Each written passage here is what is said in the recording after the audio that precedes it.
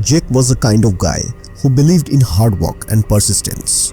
Growing up in a small Midwestern town, he had big dreams, and after years of dedication, he finally graduated as an engineer. When the job offer came through, it felt like all his sacrifices had paid off. His family was thrilled and his friends were equally ecstatic, especially Chris, his college roommate and best friend. Jake, before you move to the big city and forget all about us, you have got to visit my hometown, Willow Creek, Chris said one evening. Willow Creek? Sounds like something out of a spooky movie, Jake teased. You will love it. It's peaceful, surrounded by woods, and my family would love to meet you, Chris insisted. Jake eventually agreed, unaware that his sweep to the sleepy town would drag him into a dark, twisted tale of love, jealousy, and supernatural. Willow Creek was a picture of small-town America. Rolling hills, dense woods, and charming old houses. When Jake arrived, Chris's family welcomed him warmly. Their house was a sprawling colonial home that felt both cozy and little eerie, with creaky floorboards and portraits of stern ancestors hanging on the walls. Chris's younger sister Emma was the heart of the household, bubbly, intelligent, and always curious about city life. Over the next few days, Jake and Emma grew close, spending hours talking about everything from college to dreams of the future. But Emma was not the only one who seemed interested in Jake.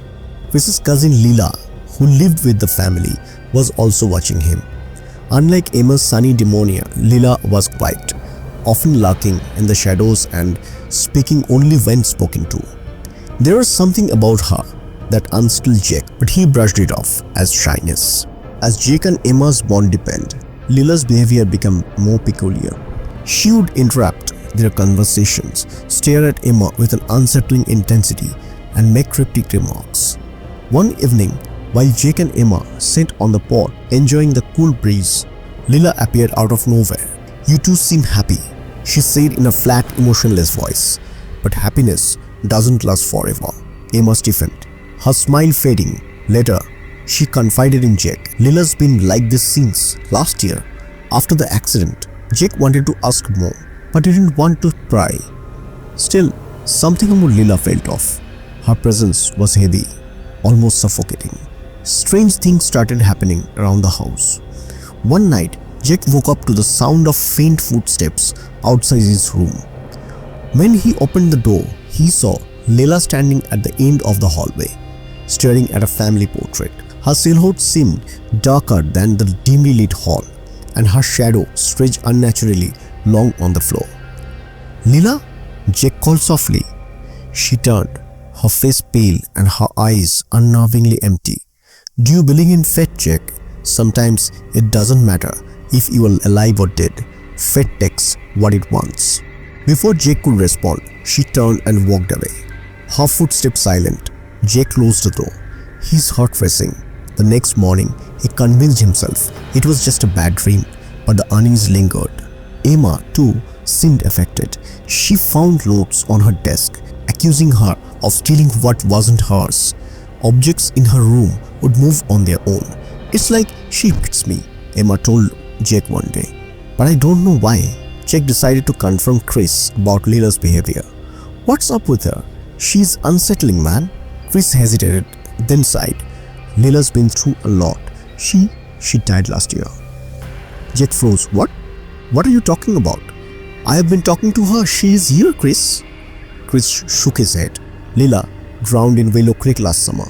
She fell into the water during a storm, and we didn't find her body for days. But ever since then, people have claimed to see her. My mom thinks her spirit is still here because she could not let go." Jake felt a chill run down his spine. "But I have seen her. Talk to her. She is alive, Chris." Chris's expression darkened. "That's what terrifying. Whatever you have been seeing is not Lila." That night, Jake could not sleep.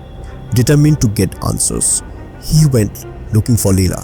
He found her standing by the creek behind the house, her back to him, her hair blowing in the wind. "Lila," Jake called, his voice trembling. "What do you want?" She turned slowly, her face illuminated by the moonlight. Her skin was pale and waterlogged.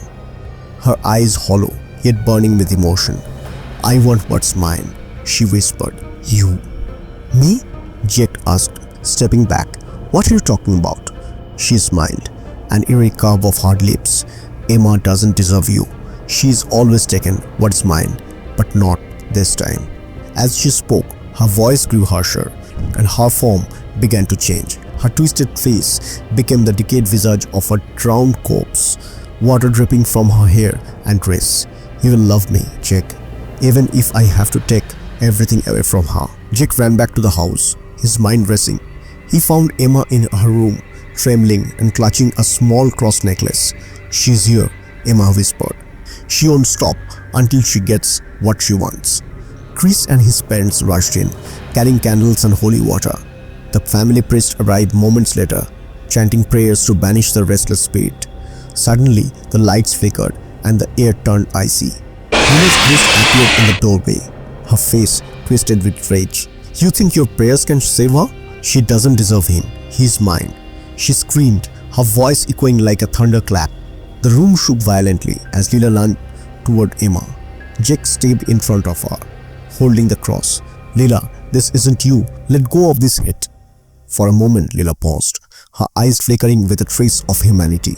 But then, her rage consumed her again. The prayers grew louder, and Lila shrieked in agony as her form began to dissolve. "You will regret this, Jake," she wailed before vanishing into the night. The next morning, the family went to the local church to pray for Lila's soul. Jake and Emma sat together, both shaken but grateful to be alive. Chris apologized for not telling Jake the full story earlier, and the family vowed to keep Lila's memory alive in a positive way. Locals claimed to see a shadowy figure near the creek on stormy nights, her ghostly whispers carried by the wind. Jake left Willow Creek soon after, but he was never the same. Late at night, he sometimes heard a faint voice in his dreams. "He will always be mine."